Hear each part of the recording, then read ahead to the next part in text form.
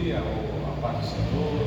Amém. Saudações cristãs, né? Como Paulo, João, Pedro e tantos outros nos finais de suas cartas, sempre cumprimentava. Saúde aos irmãos que moram em Éfeso, saúde aos irmãos que moram na igreja de Filadélfia, e sempre ele saudava, né, com a santa paz de Deus, com a paz do Senhor, com saudações cristãs, saudações afetuosas, eram sempre assim, né? Mas eu queria ler aqui, para vossa e nossa edificação, está escrito no livro de São Mateus, capítulo 5, são as bem-aventuranças. E eu sempre Amém. Glória a Deus. Nessas palavras aqui de Cristo, como Cristo falou, quando ele falava, Jesus levava a multidões sempre que ele ia falar alguma coisa. E Jesus chegou num determinado momento, ele subiu uma parte alta, assim, um pequeno morro sobre uma pedra, e ele começou a dizer essas palavras aqui, ó. Capítulo 5, verso 13: bem-aventurados os que têm um coração pobre, porque deles é o reino dos céus.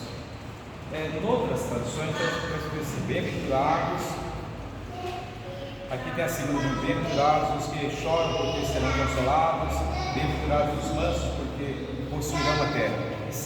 São muitas bem-aventuranças. E ele termina o sermão da montanha dizendo aqui: bem-aventurados sois vós quando vos injuriarem e disserem todo o mal contra vós por minha causa. Alegrai-vos e exultai, porque é grande o vosso galardão no céu. Porque assim mesmo perseguiram os discípulos e os profetas que viveram antes de vós. Jesus termina o sermão da montanha com essa última bem-aventurança. Mas são detalhes pequenos, misteriosos, cheios de luz, cheios de vida, cheio de coisas sobrenaturais, advindas do céu, que transcendem o nosso pensamento. Transcender, ou seja, eles ultrapassam o nosso entendimento, que às vezes nós não sabemos, nós não entendemos os mistérios de Deus para com nós.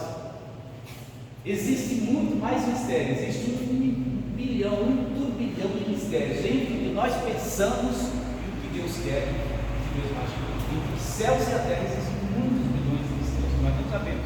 E Paulo ainda fala em Coríntios, em Romanos, que muitos desses mistérios só serão revelados lá, não aqui, porque nós somos ínfimos, muito pobres, muito pequenos para entendermos os mistérios de Deus, são muito grandes para nós. Então basta-nos a graça de Deus para que as nossas vidas sejam fortificadas, porque o objetivo nosso, o objetivo dessa irmã, o objetivo do Rogério, o objetivo desse irmão aqui, desse casal que chegou aqui, Amém. É a vida eterna. Glória a Deus. O principal é a vida eterna. Agora, existem outros frutos que poderão ser colhidos para essa vida aqui. O principal é a vida eterna. Agora, para a nossa vida aqui, existem outras bênçãos que virão em razão da sua entrega para Deus aqui. Eu vos pergunto, existem outros bens?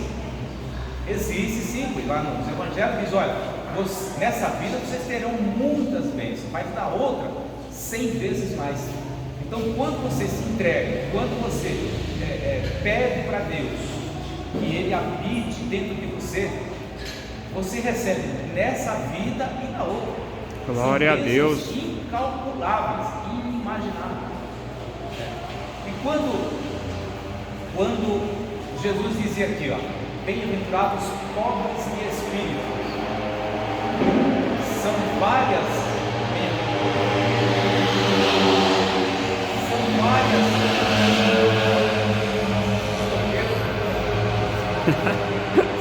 bem-aventuranças, mas quando ele fala a primeira aqui, diz: bem-aventurados pobres de espírito, e aí a gente fica, às vezes, o nosso entendimento fica sem fruto. E o que seria para os irmãos pobres de espírito? A luz do entendimento nos fortifica, porque é com sabedoria que devemos brigar, para que a gente não desvie nem para a esquerda nem para a direita. Quando Jesus dizia bem-aventurados pobres de espírito, o que significa isso? Sabe, Zé Rogério? O que significa pobre de espírito? Nas bem-aventuranças, Mateus capítulo 5. Pobre de espírito. Alguém arrisca alguma coisa aí? Porque você já ouviu várias vezes. O irmão já ouviu? Bem-aventuranças bem-aventurados os pobres de espírito. Então, humilde, mas qual que é os defeitos? Perfeito, qualquer um dos irmãos que responder não vai errar. Pode falar, irmão, o que é pobre de espírito? Tá certo, pode falar, irmão, não vai errar isso. Amém, coisa linda. Pobre de espírito, pense Jesus, ele subiu um morro, um pequeno morro, né, para que as pessoas que estavam mais distantes, geralmente eram os fariseus, os judeus e tantos outros que ali seguiam Jesus. Por que eles seguiam? Porque eles encontravam em Cristo alimento para as suas almas e também alimento material. Lembra quando Jesus multiplicou os pães? Lembra disso? Então eles eram interesseiros, mas Jesus dava-lhes o pão da vida. Dava-lhes o pão da vida. Eles subiam um lugar assim, um pouco mais alto e começou a falar das bem-aventuranças, porque Jesus conhecia o coração daquelas pessoas que ali estavam. Vocês estão interessados em pegar ele, né?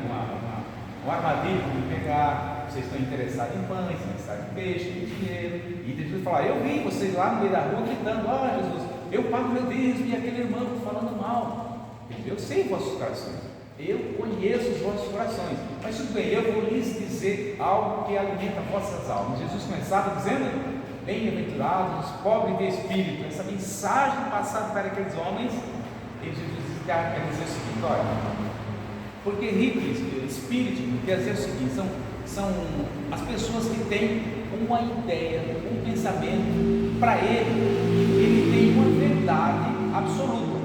É como se alguém dissesse: não, eu sei tudo, eu sei falar de política, eu sei falar de futebol, eu sei falar de Deus, eu sei falar disso, eu sei interpretar as profecias de Daniel, as profecias de Apocalipse, eu sei, e só eu sei a verdade. Então ele sabe tudo, ele tem um espírito de adivinha, de sabedoria, ele conhece tudo.